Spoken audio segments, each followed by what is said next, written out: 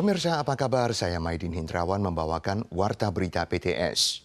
Berbagai restriksi akibat pandemi membuat banyak PMA perawatan domestik di Taiwan transfer kerja ke sektor formal yang memiliki persyaratan lebih unggul. Januari hingga Maret angka ini telah mendobrak 1.000, bertambah 4 kali lipat dari totalnya tahun lalu. Atas isu ini, Kementerian Ketenagakerjaan tanggal 5 mengumumkan akan merevisi undang-undang untuk menetapkan pembatasan. Belakangan ini tak sedikit PMA perawatan domestik menggunakan cara pelambanan kerja, memaksa pemutusan kontrak dari majikan, kemudian transfer menjadi pekerja formal.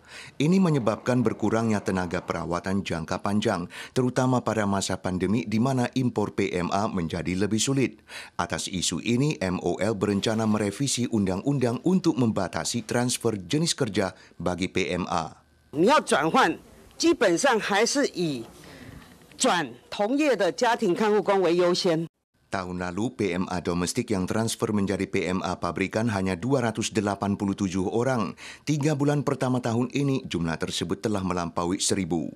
Ormas berpendapat jeda besar antara upah pokok pekerja formal dan pekerja domestik adalah faktor utama yang menimbulkan masalah.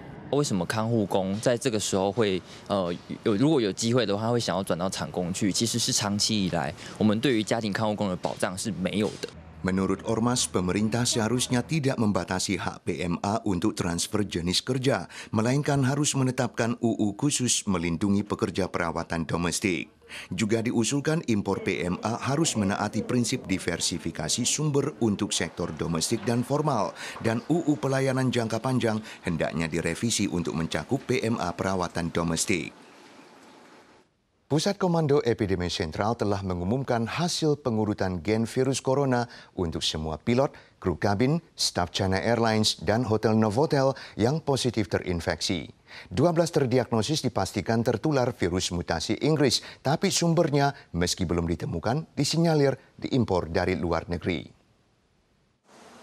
Penularan COVID-19 terkait maskapai China Airlines dan Hotel Novotel terus meluas. Namun hingga kini sumber infeksi pilot dan kru kabin serta staf hotel belum ditemukan. Menurut hasil pengurutan gen virus corona dari JECC, 12 terdiagnosis dipastikan memiliki strain virus mutasi Inggris, termasuk 4 pilot, staf Novotel, dan pekerja borongan serta anggota keluarga serumah.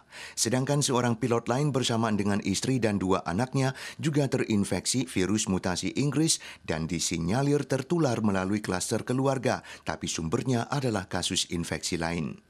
JECC juga telah meluncurkan mekanisme penghargaan pelaporan kasus COVID-19. Pihak klinik atau rumah sakit dan dokter yang melaporkan kemungkinan kasus dan akhirnya dikonfirmasi akan mendapatkan hadiah $10.000, sementara pihak yang melaksanakan pemeriksaan $5.000. Pada saat yang sama, JECC juga berencana memperpanjang durasi karantina rumah bagi pilot dan kru kabin dari 3 hari menjadi 5 hari. Lagi-lagi dilaporkan insiden serangan terhadap keturunan Asia di New York, Amerika. Kali ini seorang siswi Taiwan sedang jalan-jalan di Manhattan bersama temannya mendadak diminta melepaskan masker dan dipukul dengan palu oleh seorang keturunan Afrika. Siswi yang akhirnya dijahit 7 jahitan di bagian kepala ini untuk sementara telah pulang ke Taiwan. Terlihat jelas dari kamera pengintai, wanita berpakaian putih ini sedang jalan-jalan di Manhattan bersama temannya saat dicegat seorang pria keturunan Afrika. Pria ini meneriakkan lepaskan masker, kemudian memukul dengan palu. Bagian kepala wanita berdarah dan akhirnya dijahit sebanyak 7 jahitan setelah dilarikan ke rumah sakit. Teresa, wanita berusia 31 tahun ini adalah seorang siswi Taiwan yang menuju New York pada 2019.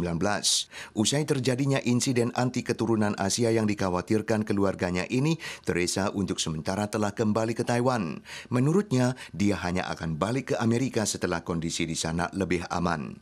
Sekedar info, sejauh ini pada 2021, setidaknya 47 kasus serangan terhadap keturunan Asia telah tercatat terjadi di New York. Pemirsa, sekian Warta Berita PTS. Berikutnya mari kita saksikan selancar angin sayap di Perancis. Sua lagi pekan depan.